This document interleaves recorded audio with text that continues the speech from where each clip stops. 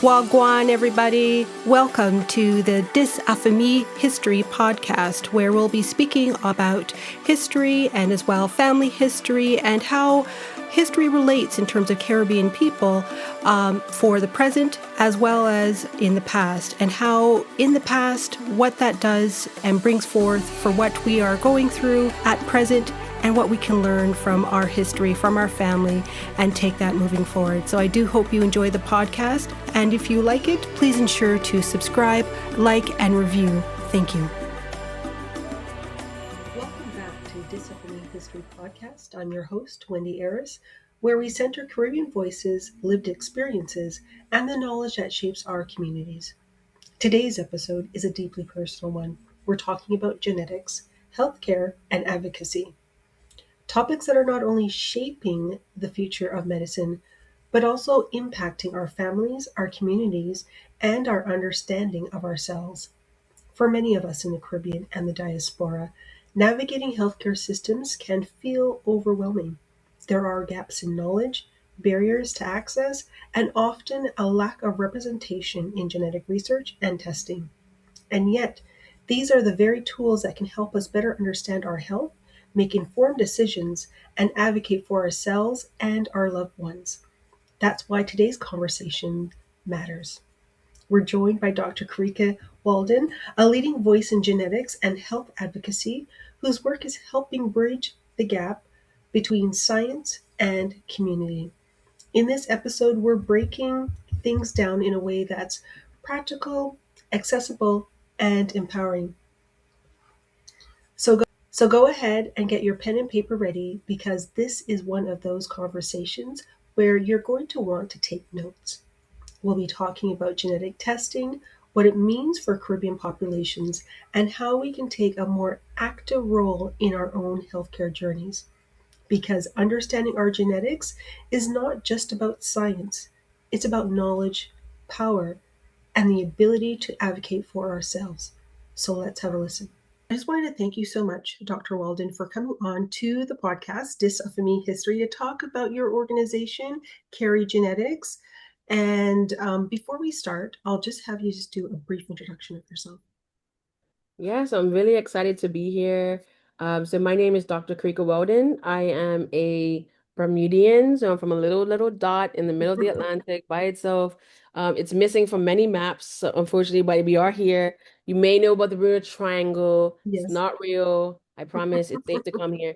And I was born and raised in Bermuda, did all my schooling in Bermuda, and then I left to go to England to do my undergraduate studies, and I decided to go into biochemistry, and I did that for 3 years, got my undergraduate, and I really liked what I was doing from undergraduate, so I decided to do a PhD in biochemistry as well. And that's where I, stayed actually in Leicester. So I was in the University of Leicester in the UK, and I focused on RNA splicing as my topic, which became very important later on in my career. So we'll put a pin in that. Um, and it was at that time when I really fell in love with genetics.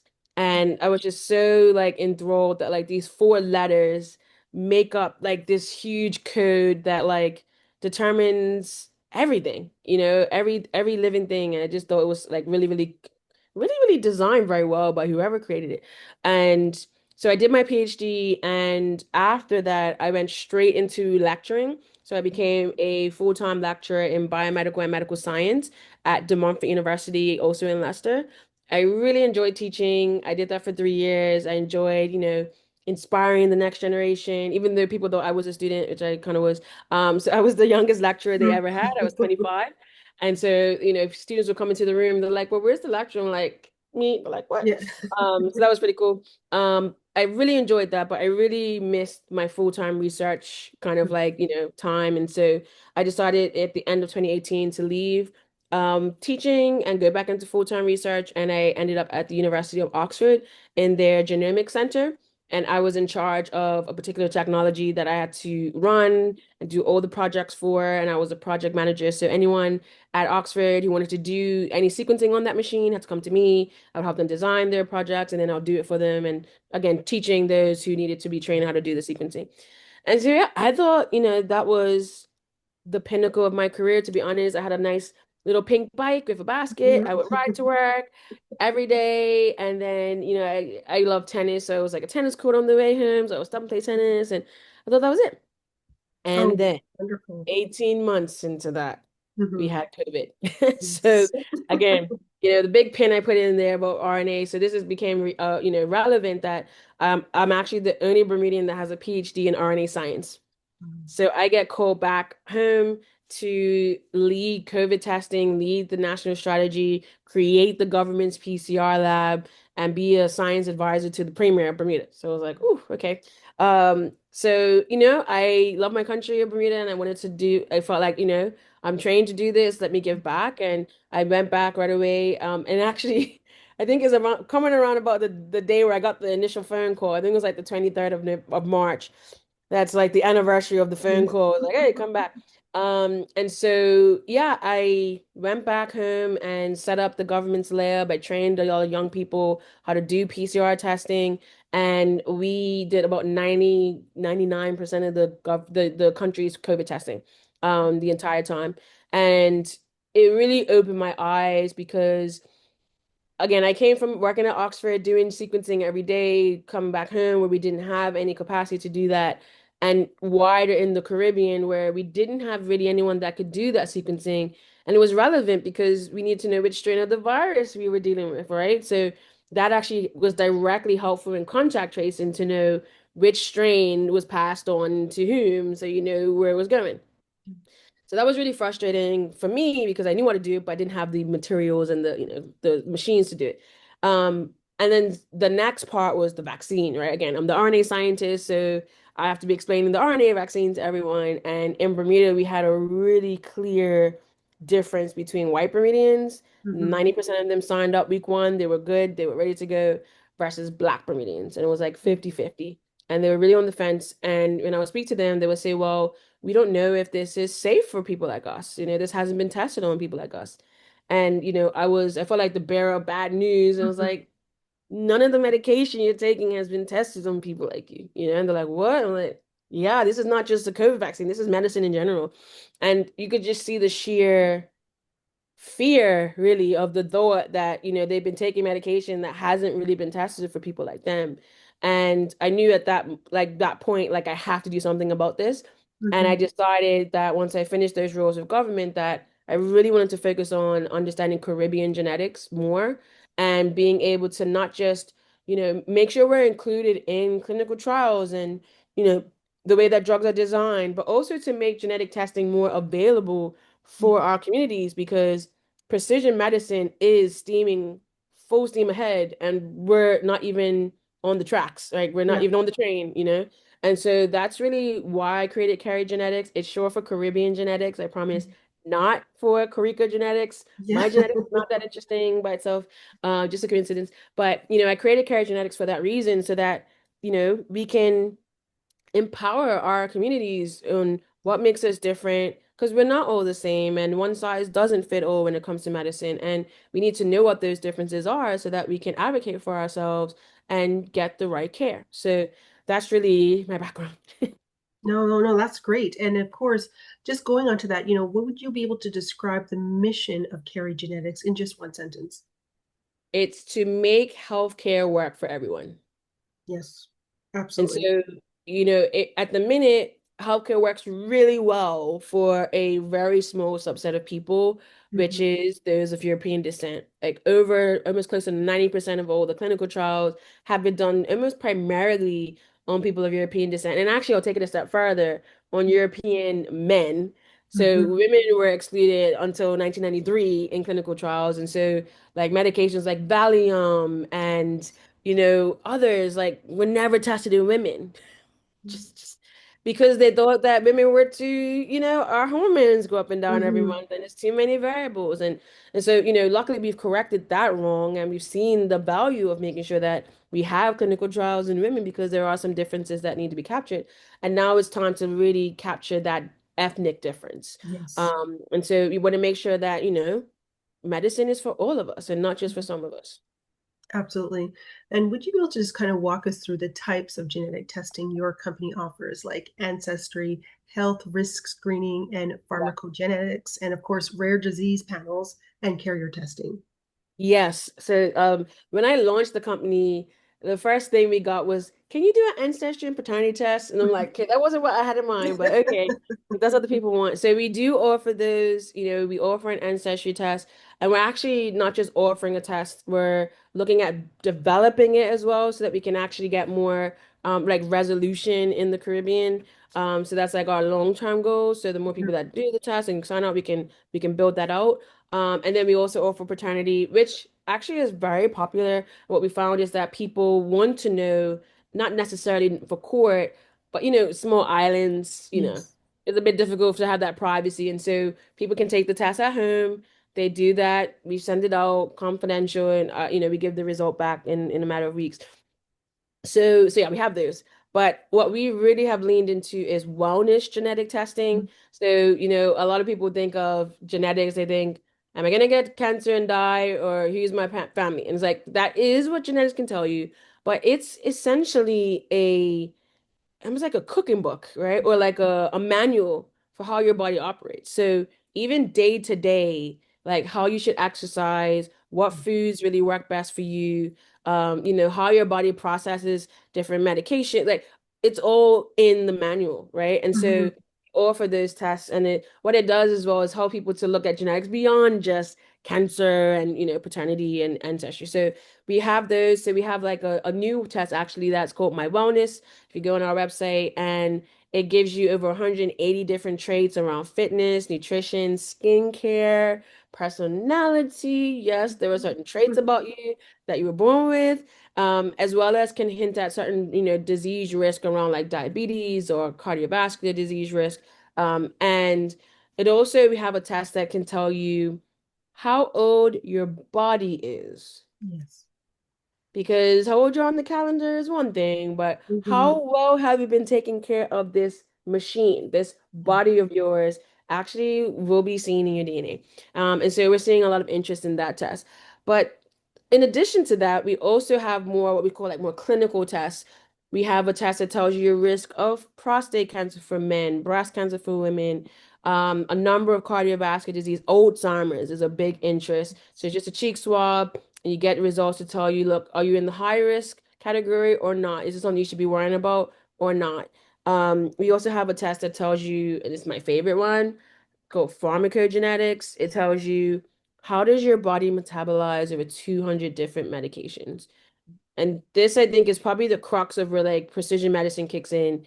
Mhm. We all have different genes, we have different DNA that makes us unique, but it also means that we process medication differently. And so, you can take a medication at a certain dose that works, but it may not work for me, right? And we need to know again, what are those differences? And, it's something that if you talk to most geneticists, they get really excited about because it's like it's a tangible way of how genetics can have an impact on your health, but it isn't really accessible, right? And a lot of people don't even know about it. Like they didn't even realize. I mean, and I say a lot of people, I'm also talking about clinicians. I'm talking about like, those who are in our hospitals, like we're not even aware until I presented this, information. And so we are doing that testing and making it more accessible and working with the regulators even on can we integrate this into our healthcare system because it's going to benefit everyone. Yes, I know. Um, Absolutely. Absolutely. yeah. So that is kind of like the range of testing we do. We also do like, clinical genetic testing. So we have doctors that order like cancer panels and, we get people or some of the pathologists that like send tissue. So that biopsy to check what is the genetics of the tumor so they know what treatment that you should be getting. So we kind of do all of it, right? Mhm. And the whole idea is that we really just want to make sure us in the Caribbean are you know, we're in the conversation and we're getting the tools that are available that make medicine, better for everyone so that we're all healthier. No, absolutely. And I will, indicate those in the show notes as well, those specifics Okay. on your website so people can click on that. And Okay. we'll get to that in just a moment in terms of, my own personal journey with Yeah. regards to that. But I wanted to get to first was in the sense that you guys offer, like CariGenetics offers ancient ancestry testing and present date placement testing? Like, how are identities determined from one sample? Yeah, so with ancient ancestry, which is actually not your common ancestry test that you would think of, like, so just to clarify, when you do Mhm. like a other ancestry tests with like the other normal providers, they're comparing to people who are alive today and modern populations and saying like how much do you share with those existing people? Ancient ancestry is we're looking at thousands and thousands of years ago before today's populations and countries even existed. There are certain markers that have been traced back to being, originating in the African population or the Asian population or European population. And it can actually tell you like who are your ancestors back Mhm. then, right? Um, and so the beautiful thing is, we don't need like a huge sample. We can just get a saliva sample or a cheek swab and we would be able to get that data. What happens is they extract DNA from those samples, and we actually do something called genotype array testing. Mhm. It means that you're only looking at specific positions in the DNA that have already been studied and understood what they mean. And it really is like almost 0.02% of your DNA. So we're not looking at the full picture. We're looking at honing in, targeting exactly what we're looking for. And then they run an algorithm and it gives you a result. And so that is how, those ancestry type tests work, which is really exciting. Mhm. That is in contrast to like whole genome. Like so a bit of a fact, we have 3 billion data points that make us up as humans. It's a lot. It's big data, right? And actually, there was a paper that came out in 2018. It was actually my first day at Oxford that it came out that showed that us of African descent have up to 10 times more Wow.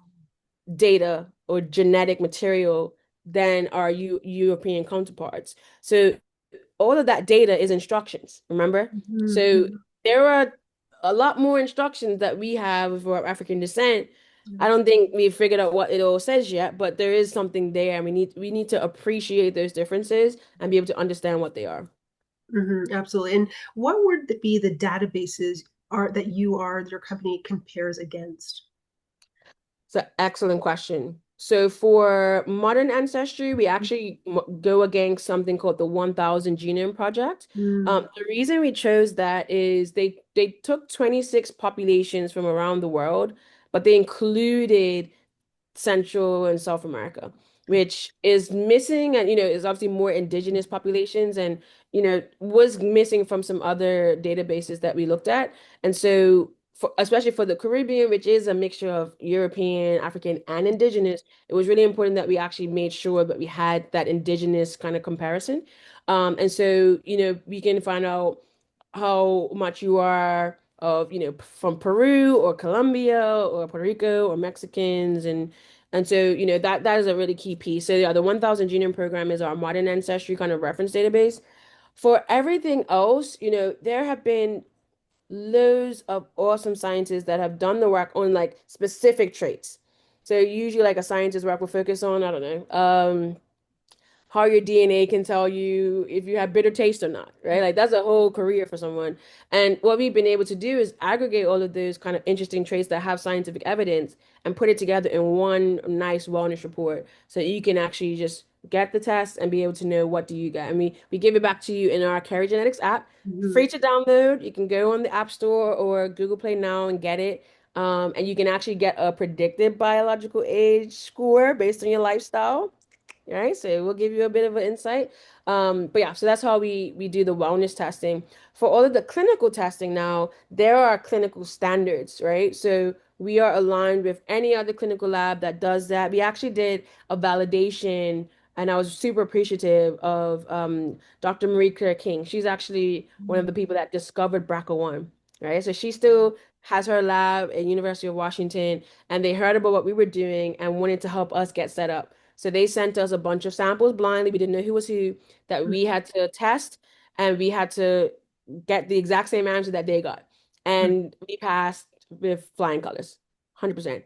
So we're really excited that we're able to have the opportunity. That allowed us to know that we're on par with the best of them, right? Yes. And doing this at a standard that is seen as top standard globally. Which is fabulous, absolutely fabulous. And I know that you mentioned that CariGenetics offers testing for conditions that run in families. I guess I have a two-part here is how can families use genetic testing proactively Yeah. rather than reactively? And again, what are the common hereditary conditions specific to Caribbean populations? Yeah, so this is an interesting question because actually we don't do much of this in the Caribbean. Okay. We tend to like, have the child first and then, look at it afterwards. Whereas Yeah. a lot of other cultures actually they do like pre-testing before they get married or they have a child and so that is an interesting cultural point. I don't know if we'll ever get to the day where we're pre-testing before we have children, but you what you could do, and actually I'll be talking at a conference in St. Lucia in about 6 or 8 weeks, around like family planning, right? Now, if you know, for example, there's a gene called APOL1. It's like one of my favorite genes. It's linked directly to chronic kidney disease, and it's almost solely found in people of African descent. So it's very similar to sickle cell in the sense that it was, you know, it's survived because it was an advantage to have it. So sickle cell actually protected you against malaria, and so that's why we have it today, right? Because it allowed you to stay alive, right, and not die from Yes. malaria. But it obviously also leads to sickle cell disease. For APOL1, it having the mutations in those genes protected you from African sleeping sickness, Mm. right? So that was like it was protective. But now we don't have that. We're seeing that you're developing chronic kidney disease later in life. And so what's interesting is for APOL1, the rates, and it literally just came off a call. I was like super excited before a nephrologist I used to match in Jamaica, who is an APOL1 expert as well. And I just showed her the stats.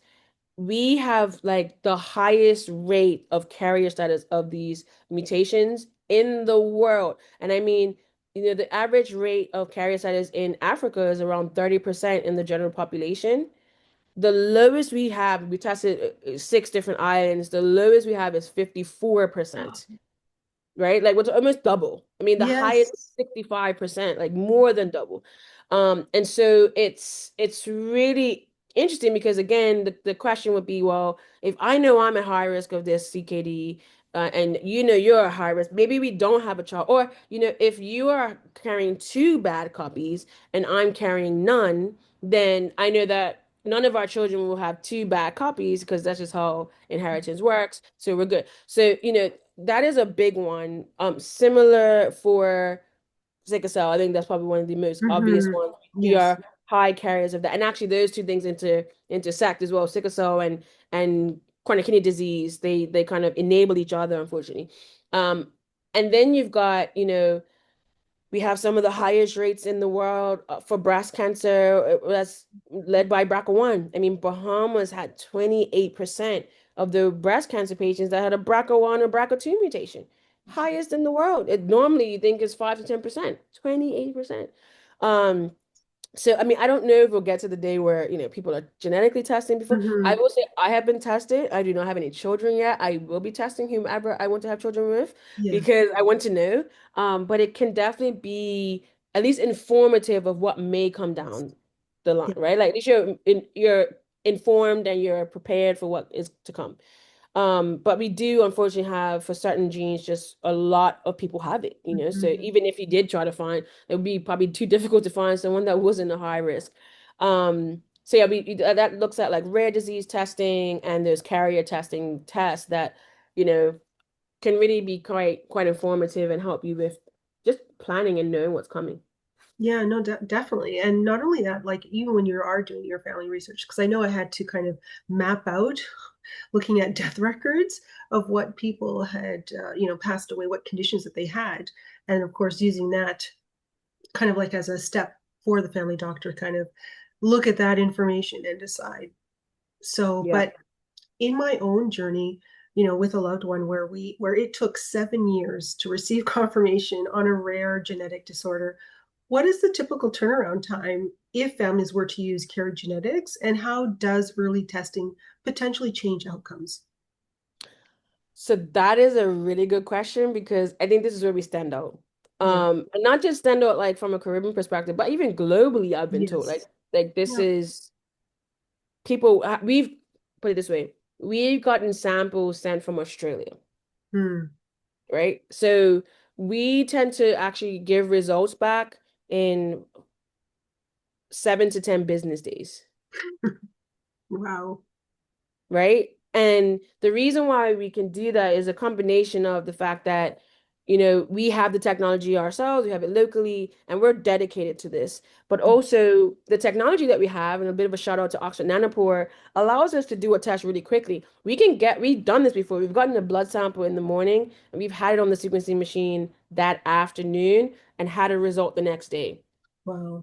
So it's really, the technology that we have allows us to do that and allows us to really cut down the time. Because I know in the NHS, for example, they have a program now where they're looking at targeted sequencing and it's like 6 to 12 weeks, and that's meant to be like, great, and I understand obviously we're a small company versus like a big health system, but it's I think the benefit of being a small company is we have to be competitive, right? That's in the nature that we have to in order to get the business. And so, that's what we do. So we can take a blood sample from anywhere in the world. And I say anywhere in the world, I literally mean that because, like I said, we've literally gotten a sample from Australia that was sent to us. And we would obviously work with you to make sure it's packaged correctly. Mhm. You send it via FedEx, who are really good with these kind of clinical samples.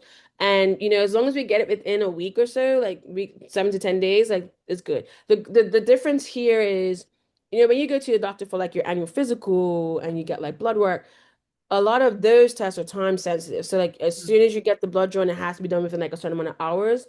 The good thing is your DNA doesn't disintegrate very quickly. So it's good. We can get it to us as long as it's like, not in a heat box and boiling. Mhm. Um, you know, but we can get it and we can actually, easily test it. So we're really keen on turnaround time. I think also it's probably an artifact of my when I was in charge of COVID. Like you had to be getting those results. So like we, as a country, you could wake up in the morning, you could say, I think I have COVID, and you could go book a COVID test and you would get your result the next morning.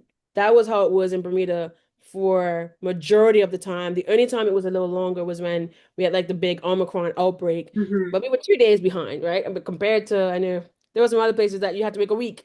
You had to Yes. wait a whole week to get results. So yeah, I think that's kind of like drilled into me that look, results are important. This is sometimes like a matter of life or death, or key decisions being made. Like no one wants to be waiting extra time for that. So yeah, so we try to stick within those 7 to 10 business days, and we work with doctors, and we can offer that consultation to the doctor as well if they're not as familiar, so that they are equipped to explain the result as well. And we also have genetic counselors on staff.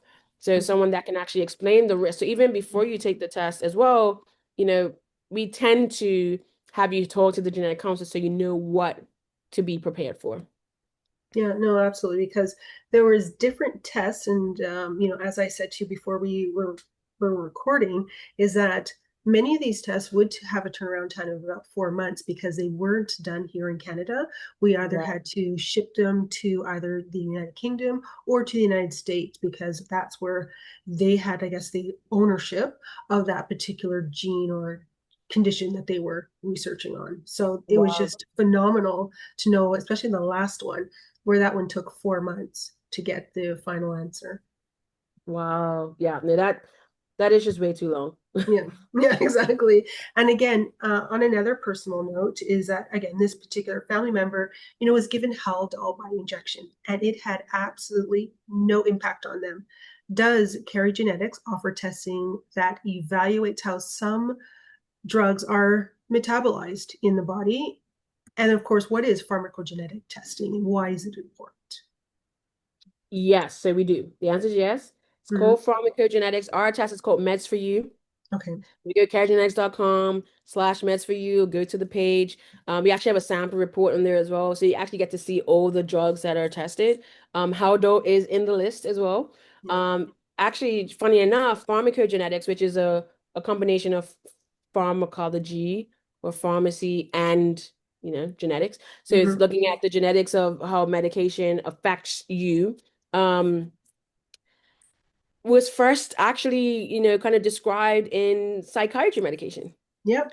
That's actually the kind of basis of it. And actually most of the medication, like the biggest group of medications that are understood for pharmacogenetics are mental health medications for that reason. It's so variable. We have, like I said, we tested just under 200 people so far in the Caribbean for this. And the mental health medications, you just can't guess.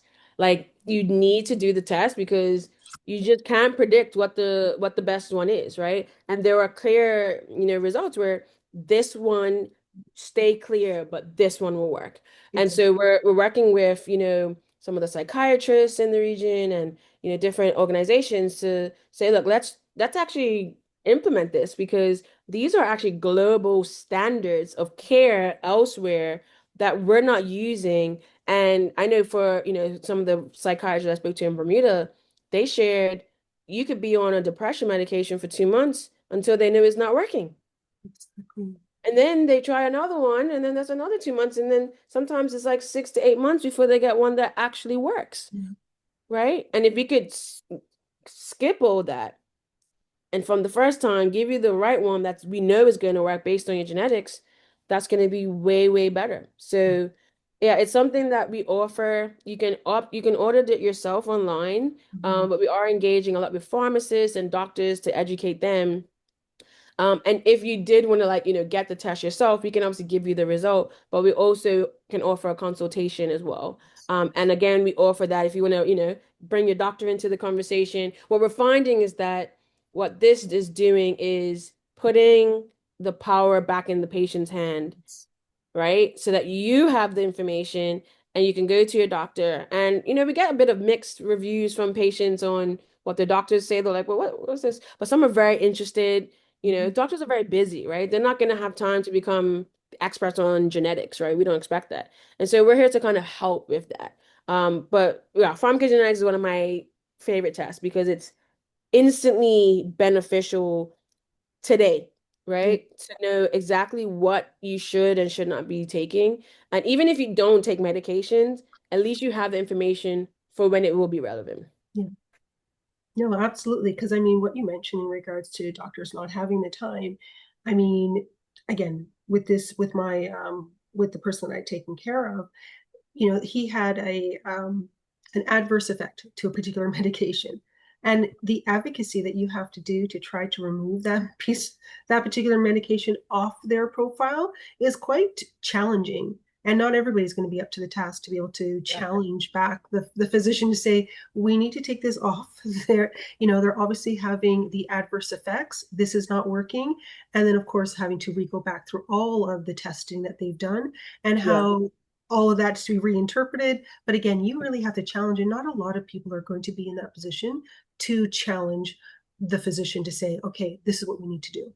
We need to Exactly. start really looking back at things, right? So, and I want to go back to the fact that CariGenetics, all of your tests are conducted within the Caribbean. No samples are sent overseas. So I'll correct that. When we do our research studies, that is the Mhm. case. So we've Okay. done breast cancer, we've done prostate cancer. We have a sequencing machine in Bermuda, and we Mhm. do it there, as well as when we do the clinical test. So if a doctor orders a test and they send us a blood sample, we do it in Bermuda. When we do our wellness testing and when you do a cheek swab test at the minute, it does get sent overseas, but we have really great vendors and they're really good with their timelines. Um, and we did that because we didn't have capacity in the region and we wasn't sure if this was going to be a thing or not, right? So we're like, hey, let's just see if it's a thing. And if it is, then we get capacity. So I can officially say it's a thing. So we have multiple clients now that do our wellness testing and also even the pharmacogenetics test. It is a cheek swab. So it goes to one of our lab partners but we've identified that this is really something that the region is interested in. And so hopefully by next year, this time, I'm saying, actually, no, it is now in the region because we have the capacity to do the genotyping array sequencing. We currently don't have that in the region, but that's something that's on our radar. We're actually currently having investment conversations. So if anyone's interested in that, I actually had an investment chat with a Canadian potential investor this week. So, there is some connection there. And so, yeah, hopefully we can raise the money. And one of the key things on our list is actually bringing that capacity for genotyping to the region. And the reason also is, you know, all the geopolitical stuff going on now. You don't know what's gonna happen tomorrow. Oh my God. And also the other thing we're finding is, a lot of people they like the concept, but again, geopolitical Yes. scenario now, not people many people want their stuff in the US. Yeah. It's just the truth, right? And so we have people that are interested but like hesitant. And so we said, look, we get the local capacity that will, make people feel a bit more comfortable. Absolutely. Just for that comfort level. And would you be able to walk us through, I guess, some of the features of your mobile app? What users can track or access, and does it support, again, I know that you mentioned about the family-based record keeping. Right. So for the app, it's all focused on wellness right now. Mhm. We are actually working on a separate app, which would be more for clinical results and have your family pedigree and all of that in there, like the family history. But the one that we're talking about now is our wellness app. So if you download it right now, it will get you to create an account. You do a survey, and that survey will give you a predicted biological age. So it will tell you how old you think your body is based on your lifestyle, right? Again, the way I like to explain this is you can have two people buy a car at the same time. One Mm, takes care of it and one doesn't. When you come back for those checkups, one's gonna look more beat up than the other, right? And how you take care of it directly is, how well it's gonna function. And so same way with our bodies.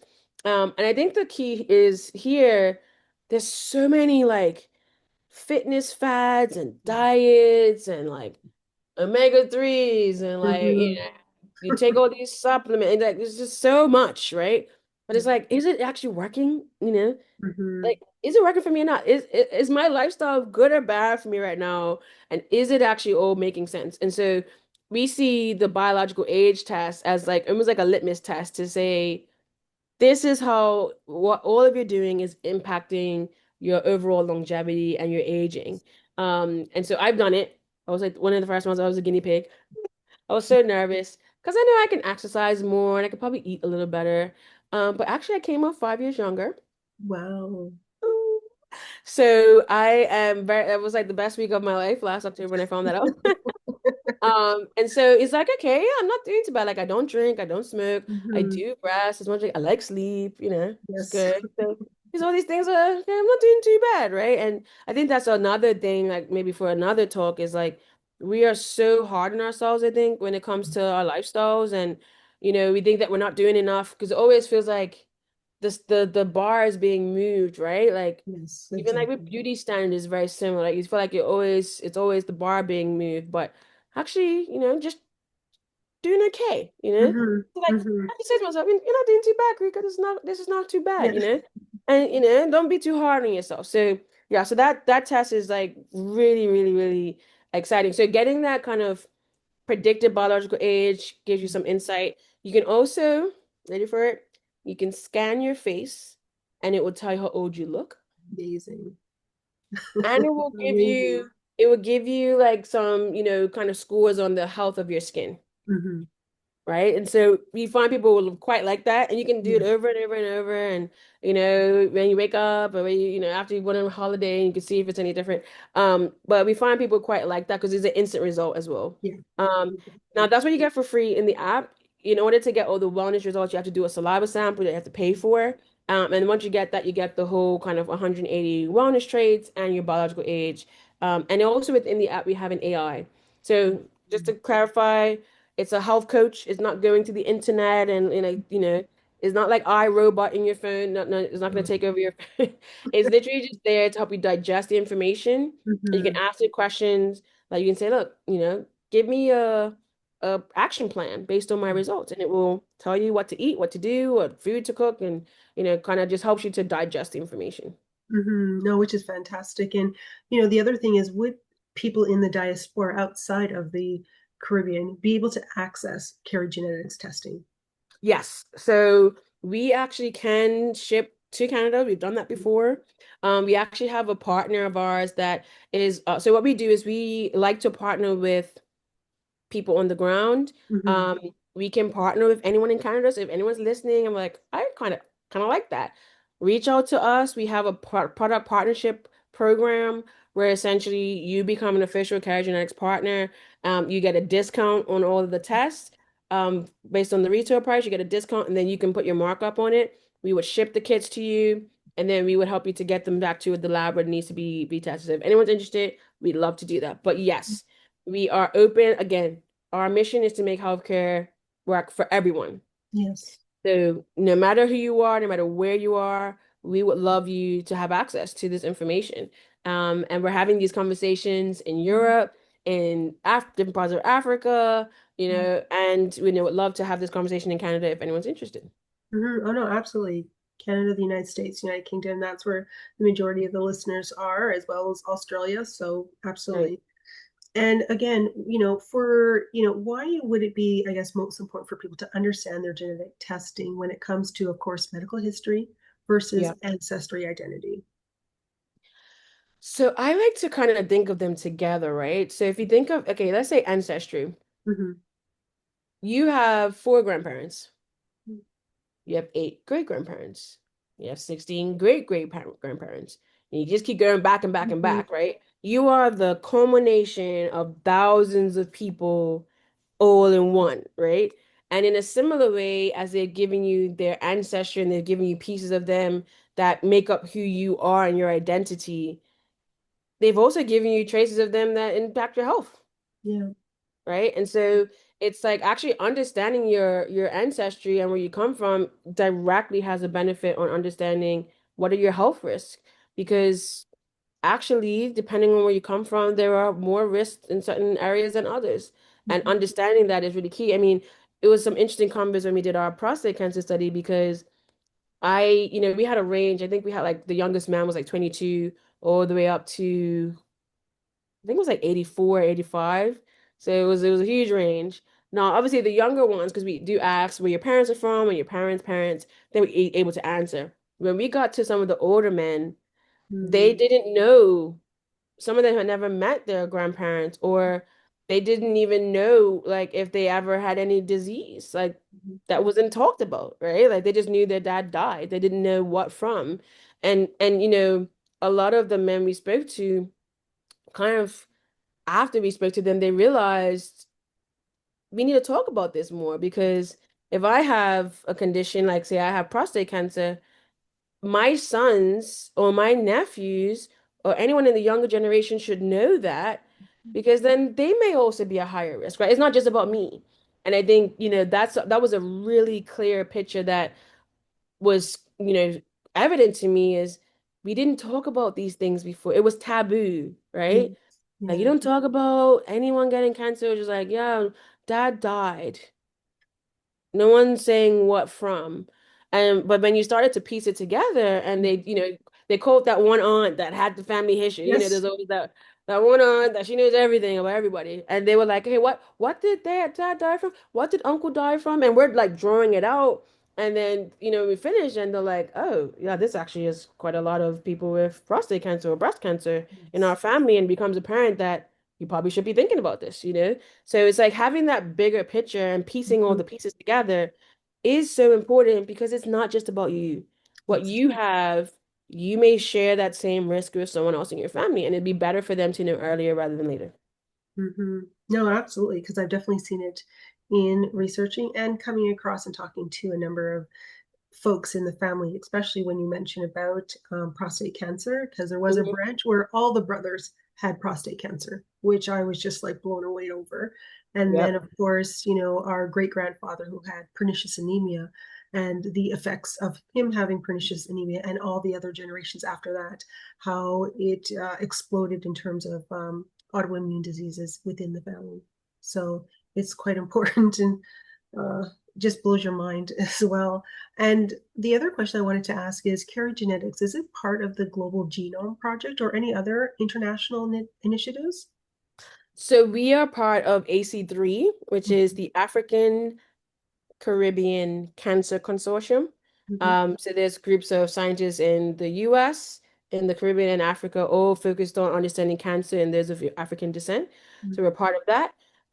We are now getting like interconnected into some bigger global groups because they actually didn't have much or any representation from the Caribbean. And Mhm. so they're like, oh, this is great. You're there. Like, can we work with you? And we are doing the Caribbean Genome Program. and looking at doing 250,000 Caribbean people by 2030. Wow.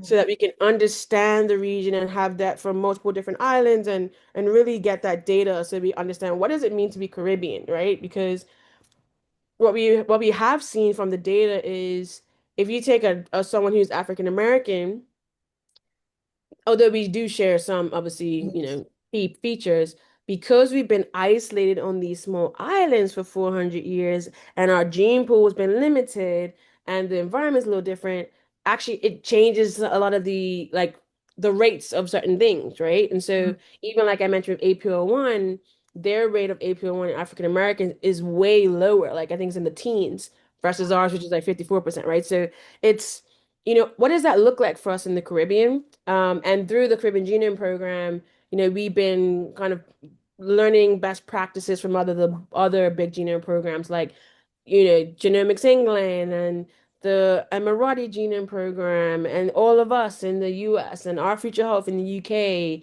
And I've met some of the Genome Canada people as well. And so, we're kind of getting connected. Hmm. I don't think there's not a global like, big human genome project yet. Although there is the original one that happened in 1990 to 2003, and there's a 2.0 version of that is being worked on. They want to sequence 1% of the world. So that's like a huge project. But it's very early days, they're still talking about it. But yeah, so we're interconnected into the genome space and making sure that Caribbean is on the list and they don't forget us, even though we've been missed out for a bit. And I guess I just want to hone in on that one is, why does representation in genetic databases matter? It matters. I'll give you an example Hmm. of a drug called tacrolimus. So tacrolimus is a medication that is a immunosuppressant, and it's given to people that get kidney transplants, for example. Hmm. So your body doesn't reject the new organ, right? Hmm. When they did the clinical trial, obviously it was only those of European descent, that's how they set the standard dose and what's safe and what's effective. Now, we didn't know this until later. But the way that that drug gets metabolized by the body is it's there's an enzyme in our liver that actually removes it from the blood. So it kind of clears it from the blood, right? And the version of that enzyme that Europeans or 85% of Europeans have is they have two copies of that because you have one from your mom, one from your dad that don't work. Wow. So the drug stays in their system a lot longer than it should because they're not getting it cleared. Hmm. And that is the standard.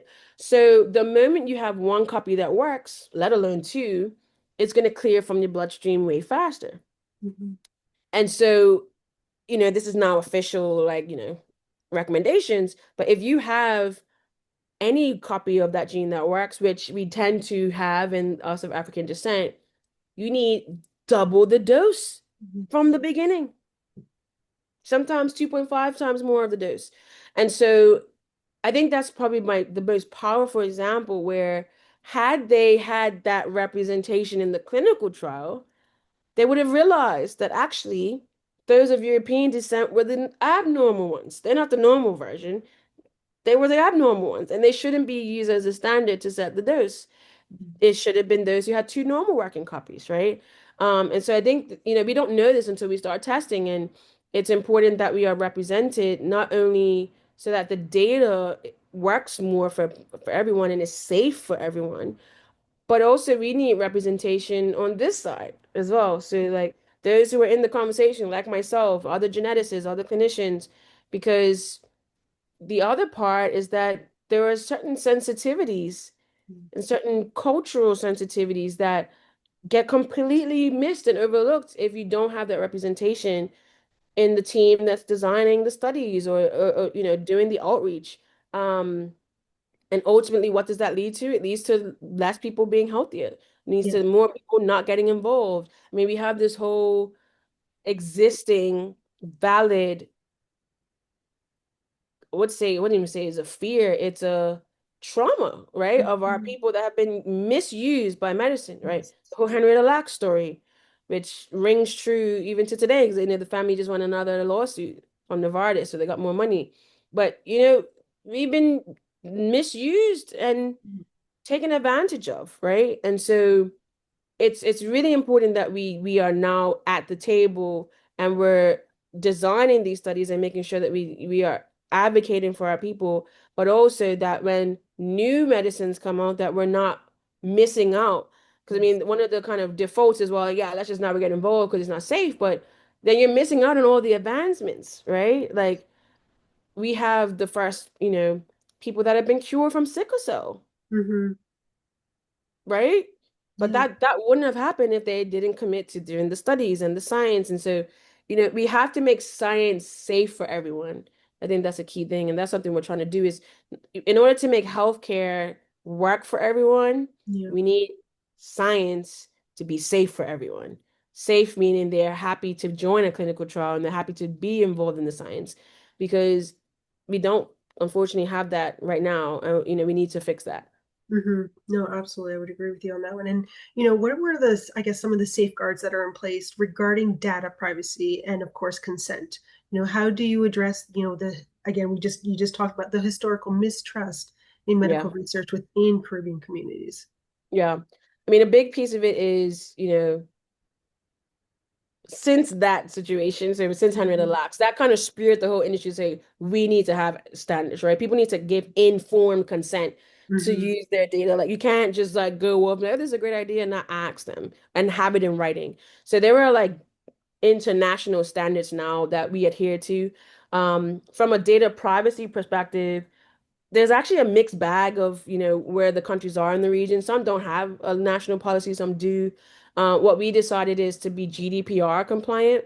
So that's Mm-hmm. the EU, UK privacy law. It's probably out of all of them the one that is the most comprehensive. So it says, you own your data as an individual. We never own your data. We are the controller of your data. You tell us what to do and we execute it for you. And we like that, so that's what we use. And we have our privacy policy on the website. We adhere to it. And when you join our study, you can leave. You're not tied in for life. If you want to get your data removed, you can. And we make that very clear up front. I think a lot of the mistrust and the industry's mistakes have been not being upfront with people. Like people understand, if you tell them something, like you just need to tell them upfront, let them make an informed decision, and then you're good. And I think that's something that we try to do is be very transparent, be very upfront. It's before we get anyone recruited or they sign a consent, all the information is there so that they know. And if they didn't see it, they changed their mind, we change their consent. If you withdraw it, we withdraw it. And I think it's making sure that we give that, not even give, we keep the power and control of that DNA and that data with the individual because that's where it starts. Yes. Yeah.